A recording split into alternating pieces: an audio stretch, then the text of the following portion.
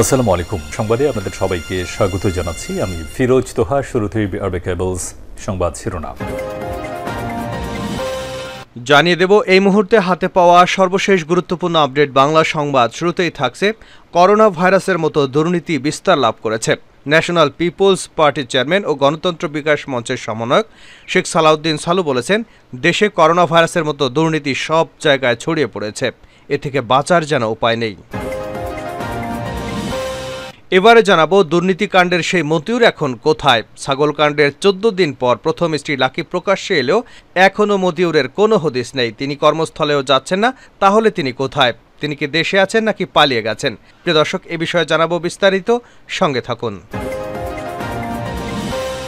জানাবো গুরুত্বপূর্ণ সংবাদ, ব্যারিস্টার সুমনকে হত্যার হুমকি, থানায় জিডি। হবিগঞ্জ 4 আসনের সংসদ সদস্য ব্যারিস্টার সৈয়দ সাইদুল হক সুমনকে চুনারঘাট থানার ওসির মাধ্যমে হত্যার হুমকি দিয়েছে একটি মহল।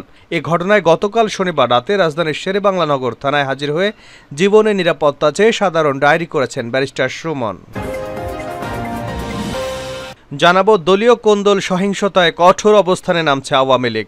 আওয়ামী লীগের দলীয় কোন্দল এবং সেখান থেকে সহিংসতা ক্রমশ ছড়িয়ে পড়েছে সারা দেশে। এ বিষয়ে অবশেষে কঠোর হতে যাচ্ছে ক্ষমতাসীন আওয়ামী লীগ। এদিকে প্রধানমন্ত্রীর ভারত সফরের বিষয়ে রোববার সংবাদ সম্মেলন ডেকেছে বিএনপি। প্রধানমন্ত্রীর ভারত সফর, খালেদা জিয়ার স্বাস্থ্য ও সাম্প্রতিক বিষয় নিয়ে সংবাদ সম্মেলন ডেকেছে বিএনপি। রোববার বিকেল 3টায় বিএনপি চেয়ারপারসনের কার্যালয়ে এ সংবাদ সম্মেলন অনুষ্ঠিত হবে। এবং সর্বশেষ জানাবো আন্তর্জাতিক সংবাদ। কানাডায় পালিয়ে যাচ্ছে হাজার হাজার ইসরায়েলি। গাজায় চলমান যুদ্ধের কারণে অধিকৃত ফিলিস্তিনি অঞ্চল থেকে পালিয়ে বাঁচতে কানাডার ভিসা চাইছেন হাজার হাজার ইসরায়েলি বসতি স্থাপনাকারী। এতক্ষণ শিরোনাম শুনছিলেন, এবার বিস্তারিত। প্রিয় দর্শক, আপনি যদি এই চ্যানেলে নতুন হয়ে থাকেন, ভিডিওটি দেখতে দেখতে চ্যানেলটি সাবস্ক্রাইব করে আমাদের সঙ্গেই থাকুন। আর এই ভিডিও সম্পর্কে আপনি আপনার মূল্যবান মতামতটি কমেন্ট বক্সে জানিয়ে দিন।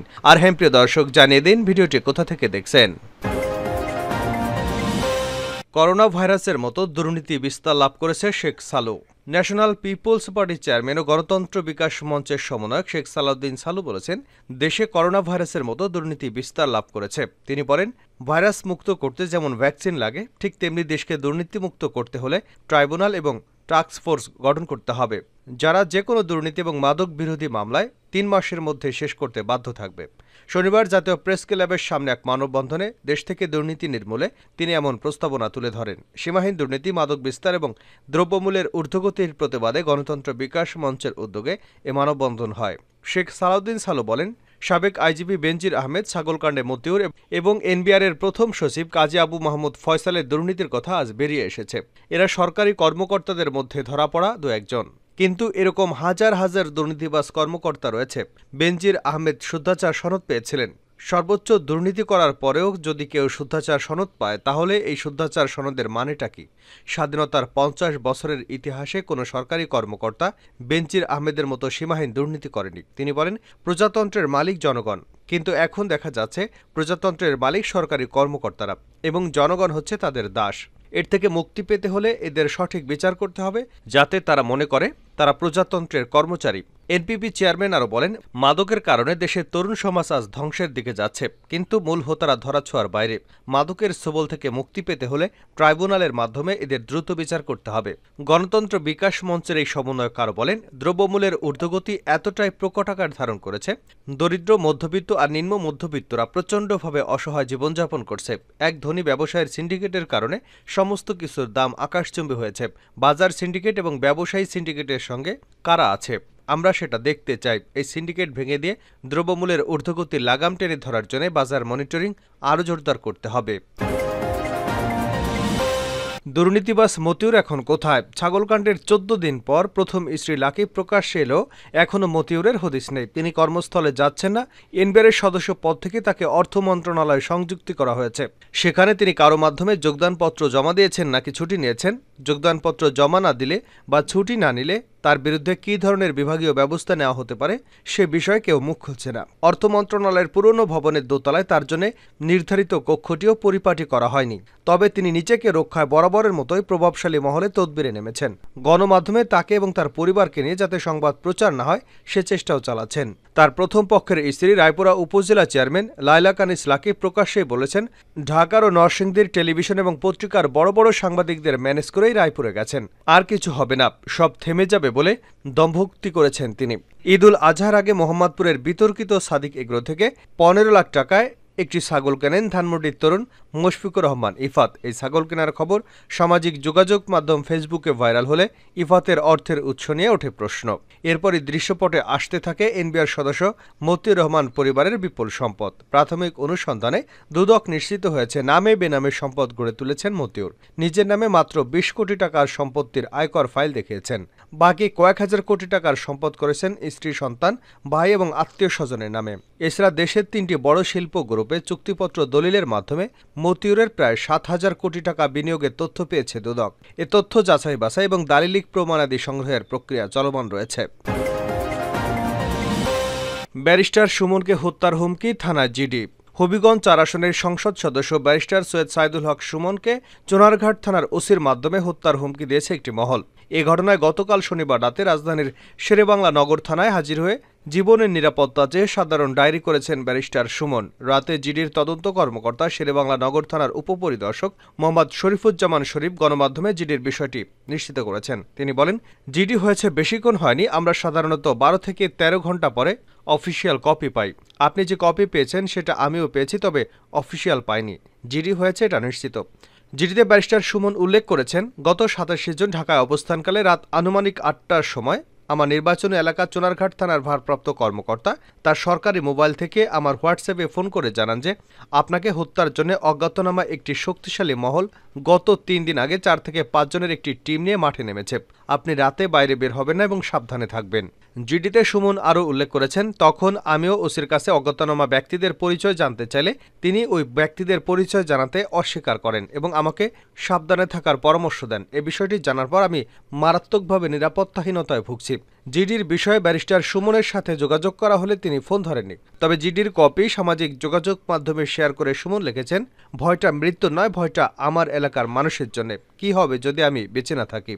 হুমকির বিষয়ে জানতে চুনারঘাট থানার ওসির সঙ্গে যোগাযোগ করা হলে তিনি ফোন কেটে দিয়েছেন। তবে একজন ব্যবসায়ী গণমাধ্যম কর্মীর সঙ্গে ওসির কথোপকথনের একটি অডিও হাতে এসেছে। সেখানে ওসিকে বলতে শোনা যায়, আমাকে একজন ফোন করে এমপি সাহেবের সঙ্গে কথা বলিয়ে দিতে বলেন। আমি বলি এটা আমার কাজ নয়। তখন আমার কাছে এমপি সাহেবের নম্বর চায়। পরে তার পরিচয় জিজ্ঞেস করলে সে বলে এমপি সাহেবের একটা থ্রেট আছে। পরে বিষয়টি আমি এমপি সাহেবকে বলি। থ্রেটকারীরা শক্তিশালী, এটি আপনি কিভাবে বুঝলেন? এই প্রশ্নের উত্তরে ওসি কোনো সদুত্তর দিতে পারেননি। দলীয় কোন্দল, সহিংসতা, কঠোর অবস্থানে চাচ্ছে আওয়ামী লীগ। আওয়ামী লীগের দলীয় কোন্দল এবং সেখান থেকে সহিংসতা ক্রমশ ছড়িয়ে পড়েছে সারা দেশে। আর এ বিষয়ে অবশেষে কঠোর হতে যাচ্ছে ক্ষমতাসীন আওয়ামী লীগ। আওয়ামী লীগের শীর্ষস্থানীয় নেতারা বলেছেন, আওয়ামী লীগ সভাপতি প্রধানমন্ত্রী শেখ হাসিনা দলের ভেতরে বিশৃঙ্খলা অবস্থান নিয়ে অত্যন্ত বিরক্ত হয়েছেন এবং তিনি এগুলো দমনের জন্য কঠোর অবস্থান নেওয়ার জন্য ইতিমধ্যেই নির্দেশনা দিয়েছেন। দলের সাধারণ সম্পাদক বিভিন্ন স্থানে সাংগঠনিক সম্পাদকদের তদন্ত রিপোর্ট দিতে বলেছেন এবং এ তদন্ত রিপোর্টের পরিপ্রেক্ষিতে যারা যে স্থানে দায়ী তাদের বিরুদ্ধে ব্যবস্থা গ্রহণের সিদ্ধান্ত নেওয়া হয়েছে বলে জানিয়েছে একাধিক সূত্র।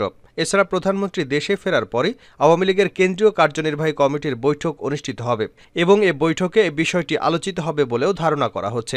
সাম্প্রতিক সময়ে রাজশাহীর বাঘাতে যে ঘটনা ঘটেছে সেটি নিয়ে আওয়ামী লীগের হাইকমান্ড অত্যন্ত বিরক্ত। বিশেষ করে একজন এমপিকে ছাত্রলীগ এবং যুবলীগ কর্তৃক অবাঞ্ছিত ঘোষণা করার বিষয়টি আওয়ামী লীগের নেতৃবৃন্দ সহজভাবে নিতে পারেনি। আওয়ামী লীগের দায়িত্বশীল সূত্র বলছে, এই ব্যাপারে ইতিমধ্যে খোঁজখবর নেওয়া হচ্ছে এবং দায়ী ব্যক্তিদের বিরুদ্ধে ব্যবস্থা গ্রহণ করা হবে বলে জানা গেছে।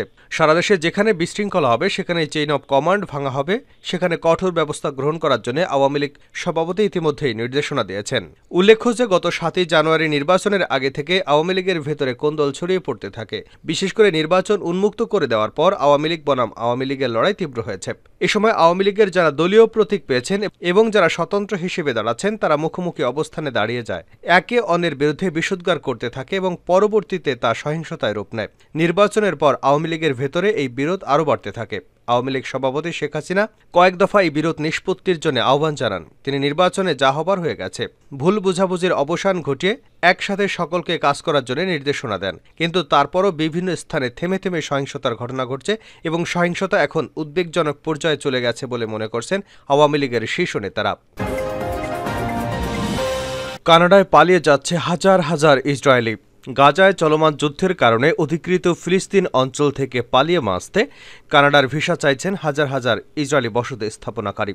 ইসরায়েলি নিউজ আউটলেট ওয়ালার মতে, হামাস অপারেশন আল আকসা চালানোর পর থেকে হাজার হাজার ইসরায়েলি তথাকথিত মানবিক ভিসা ব্যবহার করতে চাইছে, আর কানাডায় ওই ভিসা দিচ্ছে অধিকৃত ফিলিস্তিন অঞ্চলের বসবাসকারী ইসরায়েলিদের। ওয়ালাদের প্রতিবেদন অনুযায়ী ইতিমধ্যে ইসরায়েলিদের একটি বড় দল কানাডীয় সরকার এবং ইসরায়েলি মন্ত্রিসভার কাছে তাদের অনুরোধ জমা দিয়েছে। এদিকে টাইমস অব ইসরায়েল সম্প্রতি এক প্রতিবেদনে জানিয়েছে, গত ৭ অক্টোবরের পর থেকে পর্যন্ত প্রায় ৫ লাখ ইসরায়েলি বাসিন্দা অধিকৃত ফিলিস্তিন অঞ্চল ত্যাগ করেছে। ফিলিস্তিনিদের জনসংখ্যা এবং অভিবাসন কর্তৃপক্ষদের মতে, গাজায় ইসরায়েলি বাহিনীর আগ্রাসনের প্রথম ৬ মাসে ৫ লাখেরও বেশি ইসরায়েলি অধিকৃত অঞ্চল ছেড়েছে এবং আর ফিরে আসেনি। এর আগে ইসরায়েলি সংবাদ মাধ্যম ডি মার্কার জানিয়েছে যে হামাসের আল আকসা তুফান শুরু হওয়ার পর হাজার হাজার ইহুদি ইসরায়েল থেকে পালিয়ে গ্রিসে যাচ্ছে এবং সেখানে স্থায়ীভাবে বসবাসের ঘটনা অনেক বেড়ে গেছে। এছাড়া ইরানের বার্তা সংস্থা তাসনিমের প্রতিবেদনে বলা হয়েছে যে হাজার হাজার ইসরায়েলি পরিবার এখন গ্রিসকে তাদের অস্থায়ী বা স্থায়ী আশ্রয় হিসেবে বেছে নিয়েছে।